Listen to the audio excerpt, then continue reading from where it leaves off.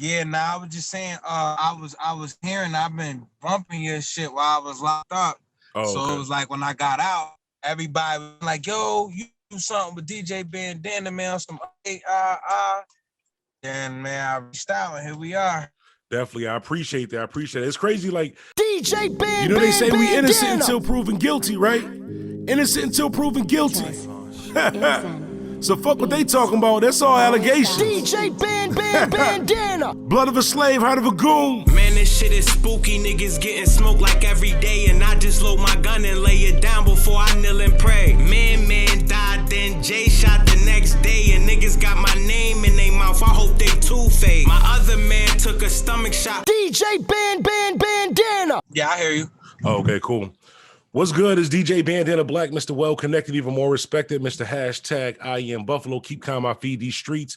We got a special guest in the building tonight. We're not technically in the building because we're doing this virtually. You know, the Rona got the whole world messed up and stuff like that too. But where there's a will, there's a way.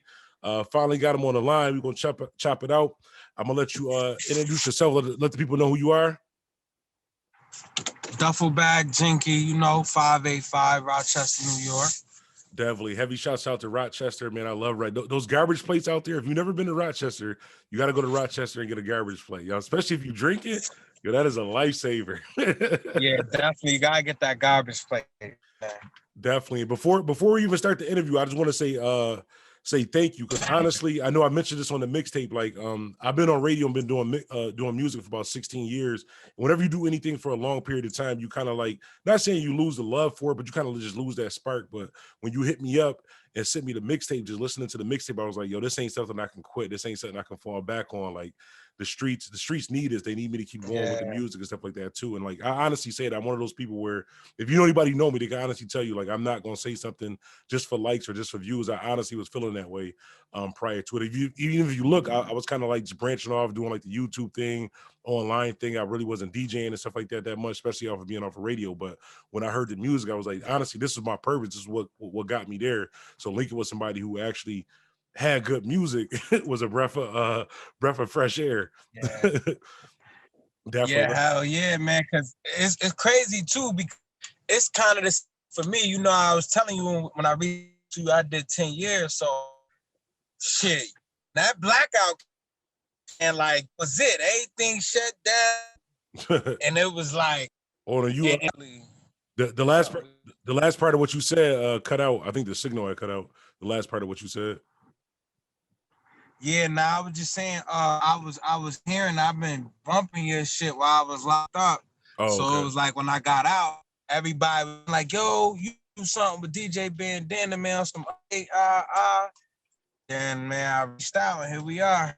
Definitely. I appreciate that. It's crazy. Like, I hear that so many times of people that's locked up, like, yo, man, you helped me get through my bid, or like, yo, when we was in there, like just that Saturday night, just kind of helped me just escape where I was at for the moment. I definitely appreciate that. I know a lot of times I don't really show it as much as I should, but I definitely appreciate that, because without people like you who faithfully listen and faithfully support what I was doing on radio, would have pretty much been for nothing. That's honestly was my goal when I did the radio show. I could have got on radio and played like the hottest Lil Uzi Vert or the hottest this mumble rap or whatever like that too, but I try to play stuff that honestly that I like, that the streets just happen to like too, and I kind of like that, right. like that connection.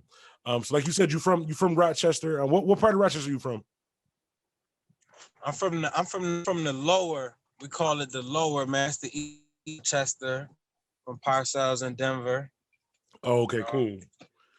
And one thing I want to ask you too, I know in the mixtape you kept shouting out Denver. So is Denver like a neighborhood, or is that like a part where you from? Yeah, that's where I'm from. It's Parcells is the avenue. Denver is that street that I run off of it, and you know, we all on our Denver shit. Okay, cool. I know I was in Rochester about 2 years ago, and we had got lost trying to find Popeyes. We ended up on I'm from Dewey Ave in Buffalo, but I know y'all got a Dewey Street out there in Rochester. So when I was out there, I was like, yeah, this feels like home, even though it's the same name. I don't know what type of neighborhood or what part of the hood that's actually from, but that was kind of good. By the way, y'all Popeyes is Dewey the hood over here. Oh, it is. Dewey the hood over here too.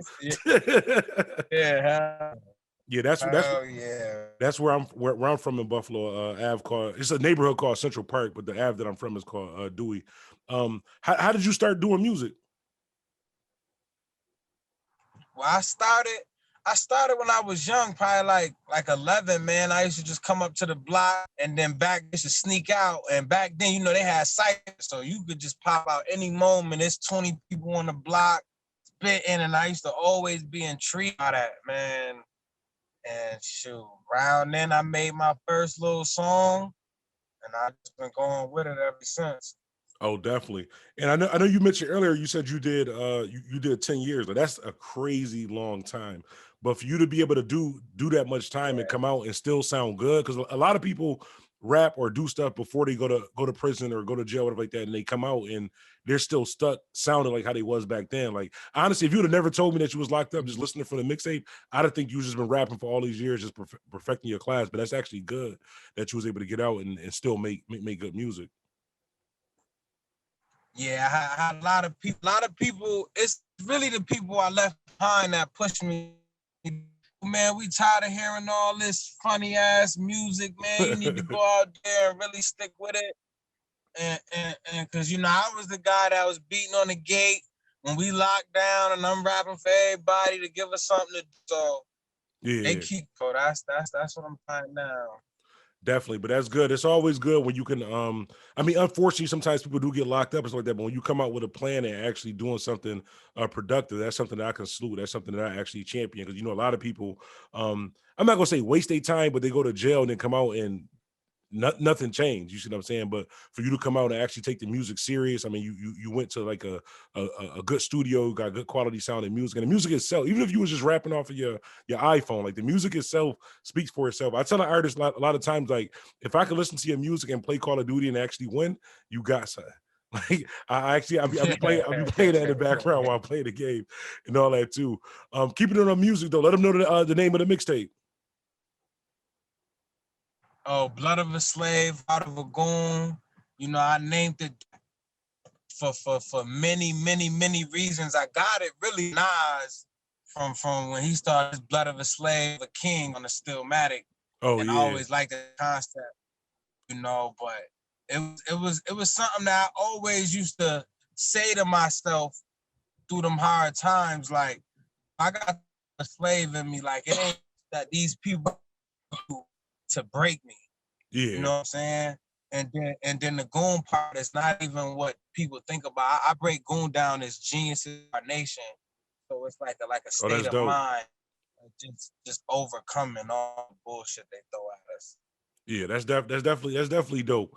Another thing too, like when you record your songs, do you have a beat in mind first, or is it something that you thinking of a verse and then you find a beat that go with it? So the beat, it's all vibes with me because I'm right, you know, and I know a lot of, but like me, I don't write at all. Like, or it'd be like, it'd just be a vibe. Yeah.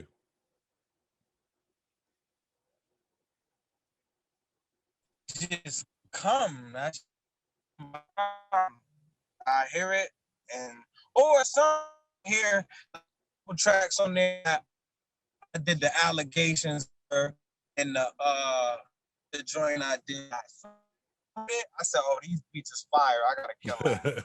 Definitely. That allegations is one of my favorite joints on the mixtape. Like sometimes when I be listening to mixtapes or when I'm hosting a tape, I try to pick out like, okay, I like this song better than this song or this song better than that song. But it's hard with your mixtape because all of them is like good for different reasons or whatever like that. But the allegations is definitely one of my favorite joints on there. And do you have an idea of a release date for the mixtape? Even though I'm gonna make sure that the people that watch me, I'm gonna promote it and put it out for y'all too. But do you have an idea of like when you actually gonna release the mixtape? I was going for.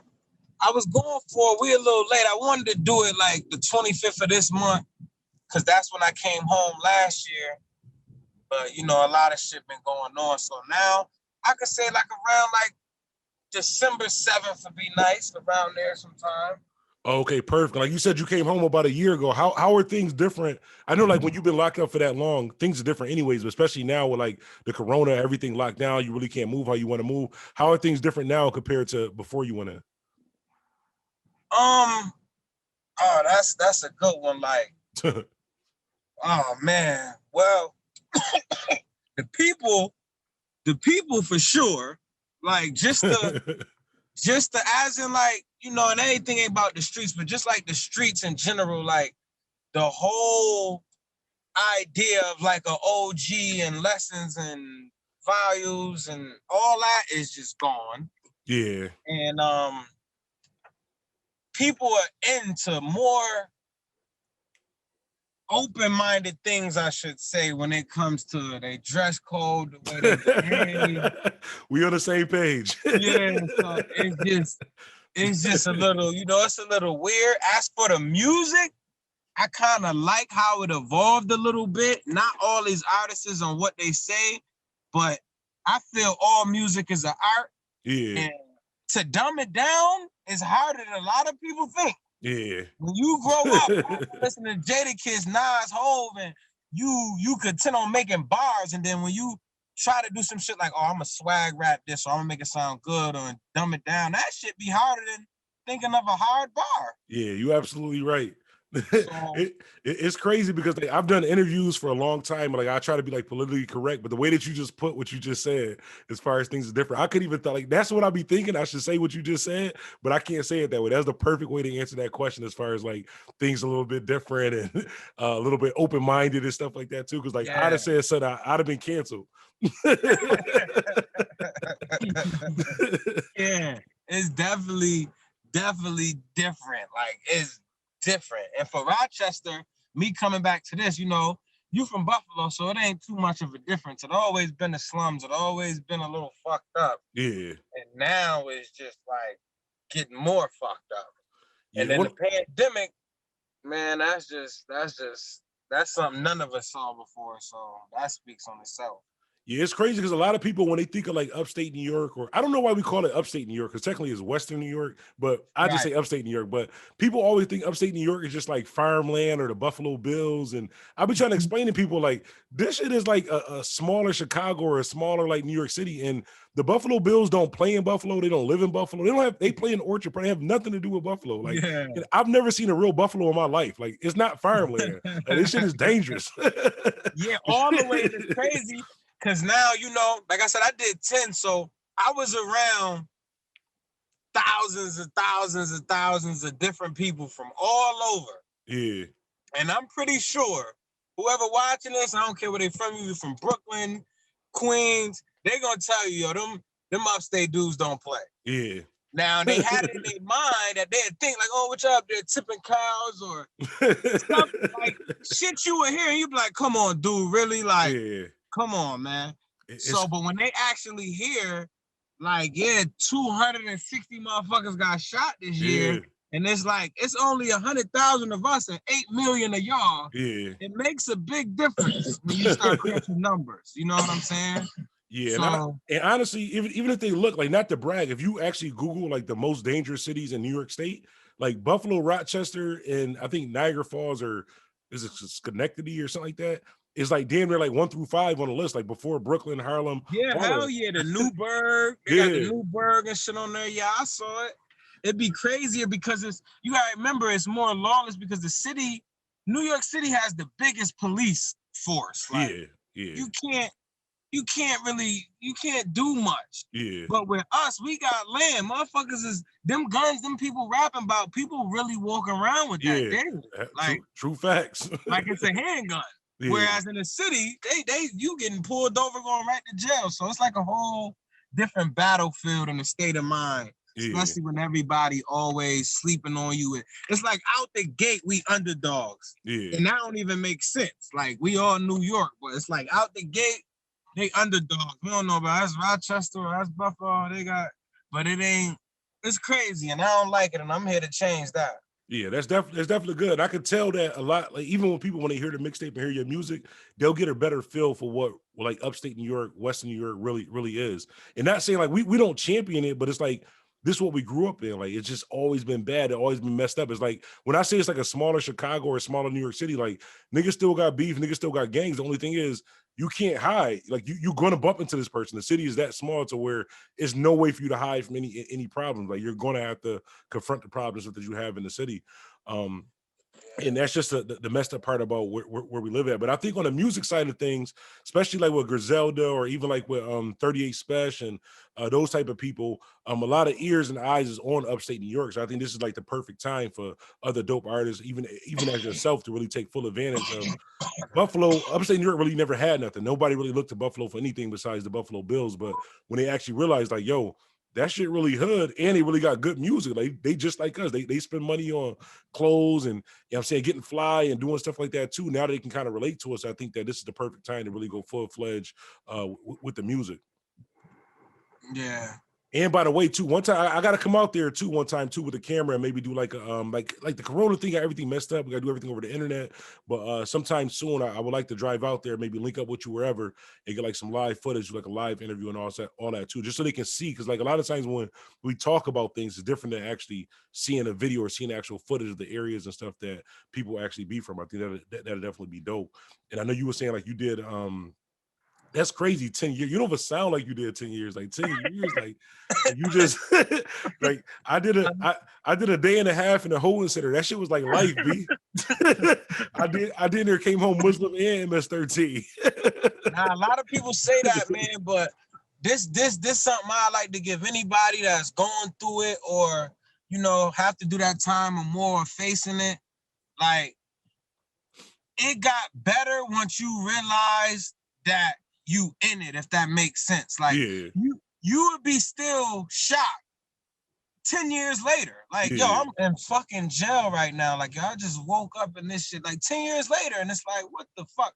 But it's about strengthening yourself and learning and becoming stronger mentally, because it won't even like phase you when you know what you're capable of and you know you about to get out. Like, they can't hold you forever, and all I could do is get stronger. So that's what helped me, educating myself and just knowing, like, when I get there, I ain't going back, and I'm gonna be the best I could be. Yeah, that's a good mind state to have. I guess that would help you actually get through the time. That's definitely definitely good. Were you rapping and stuff while you were locked up?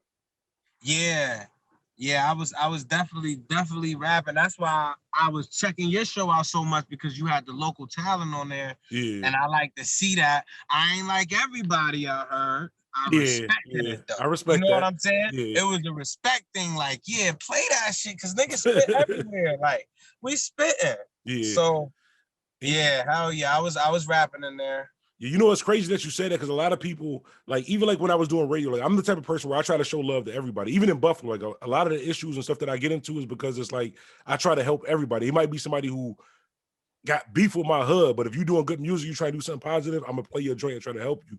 So a lot of times with the records that people, because I didn't have like my own brother that called me when I was on the radio, like, yo, this is some bullshit you playing right now. But it might be an artist who just came home, don't got no bread, and this is his only hope as far as music. So it's like that one spin on the radio might have put something to him to where I'm not gonna go do something stupid. I'm actually gonna take this serious and get better. I've actually seen that with a couple artists where like they first song that I played, even myself, I was like, yo, this is trash. I could not, like, I put my stamp, not stamp, but I played my DJ Bandana on this. But 2 years later, they actually locked in the studio and got serious with it. Now they got a whole fan base, and I need them for some promo. You see what I'm saying? Like, so a lot of times it wasn't just about the music. Like, I'm a person of the people. Like, when I say I am Buffalo, it's not saying like I'm the king of Buffalo, or not even just Buffalo in general. It's like I represent this upstate New York, this Western New York thing so strong, where I don't care what you did, where you from, any of that. If you try to do something positive now, long as you ain't clap my man personally, like somebody who I personally know, right? You know what I'm saying? We can rock with it. So that's where I'm at on that. So like, even people be saying like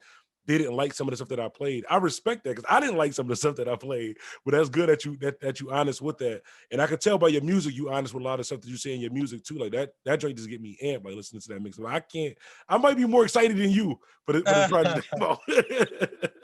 I let it out. What really did it for me though is like, because I let people hear it, and they push me more than I actually, because I just all that, most of that 90 is like facts. I'm giving you my pain. I'm giving you what I've been through. You know what I'm saying? Yeah. And I don't want to sound like nobody else. Yeah. You know? And I want to bring that sound where it come track for track. Like, nah, he really nice. Like, this is I don't want you to put the stigma on or he from upstate or he from New York, anything. Just good music is good music. Definitely. You know? Put that thing in, listen to the story, and they gonna love it. Definitely. What's some of your personal favorite tracks on the tape? All right, my personal favorite tracks is Stop the Pain. Stop the Pain, yeah. Stop the Pain. Dear Denver.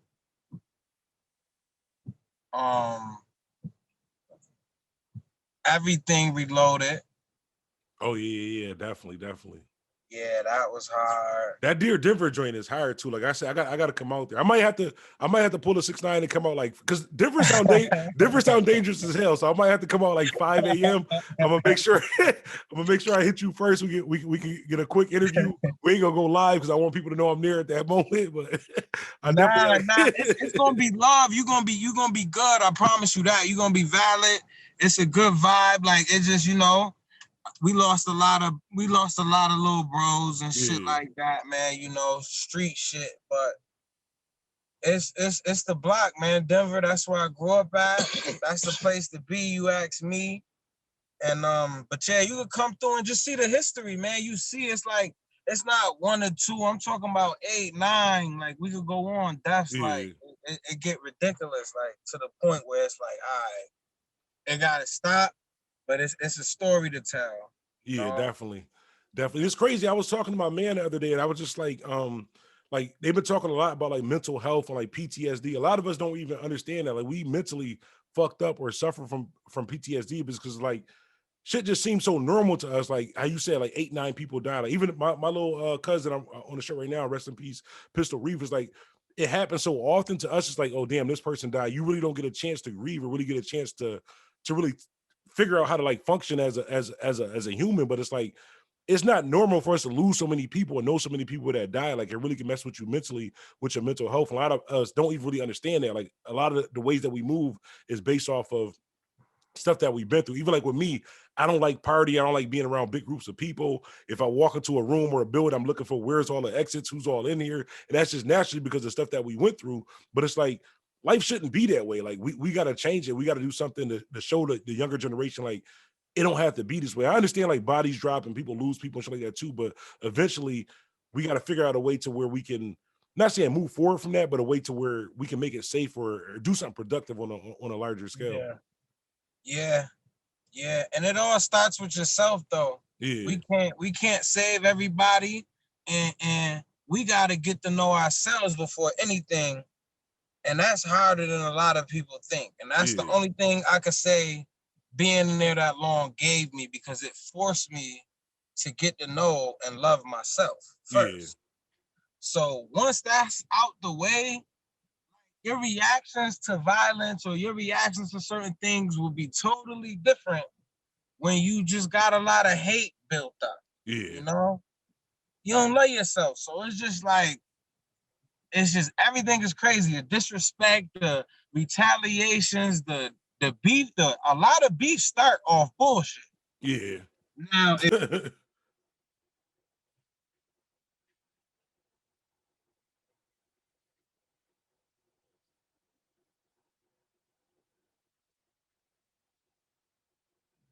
I think your mic cut off. I can't hear you. Oh, there you go. Your mic had cut off. Yeah. Oh, okay. Yeah, that you gotta get away from that, and it's what you want in life, man. Some people just want to be stuck in the streets, and if that's what they want to do, they gotta understand the outcome. Definitely, I respect that. That's definitely wise words. So yeah, we talked about the mixtape, a little bit about where you from and stuff like that too. Is there anything that you want to make sure that people do know before we wrap this up, like as far as you personally, as far as the music or like your goals, what you got going on, anything? Oh man, I just want the people to know, man, this is the beginning. You know, whoever rocking with me now, I appreciate it. You know, if you smart, put the chips on me, man.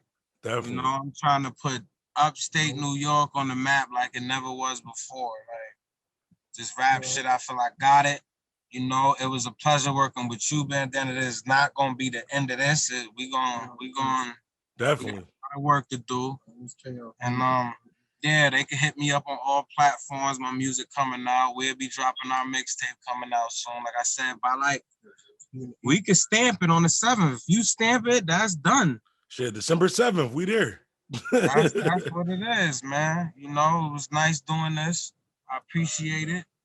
Definitely. And then once the mixtape drop too, like I said, one day I'll probably just whenever you free, I'll drive out there and we can get like a more live feel to like a interview. We got to get like this is before the mixtape drop, and then after the mixtape drop, I'm gonna come back out there again and we can get like some footage like that too and kind of talk to the people.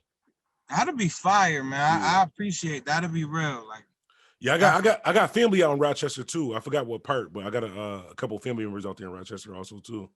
Oh yeah, so we gotta make that happen. You know that shit ain't that far, so you pull up, we do that, and then I have some more, and I have some bars for them too.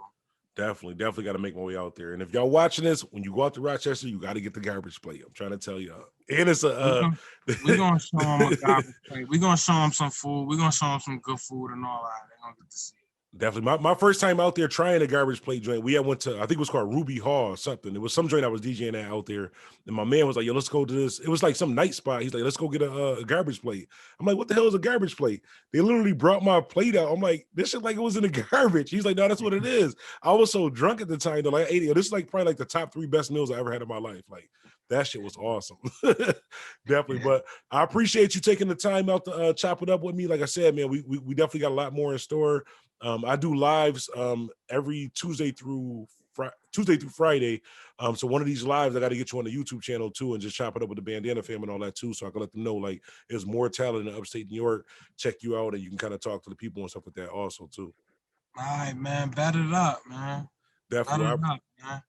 Definitely. I appreciate you. We want to end this out. Like I said, his links will be in the description. If you're watching this on YouTube or Instagram or Twitch, I'll put his links in the description. You can check him out. Or you could just DM me. I'll put his social media and stuff on the video and also all that also too. I appreciate you, homie. Enjoy the rest of your night.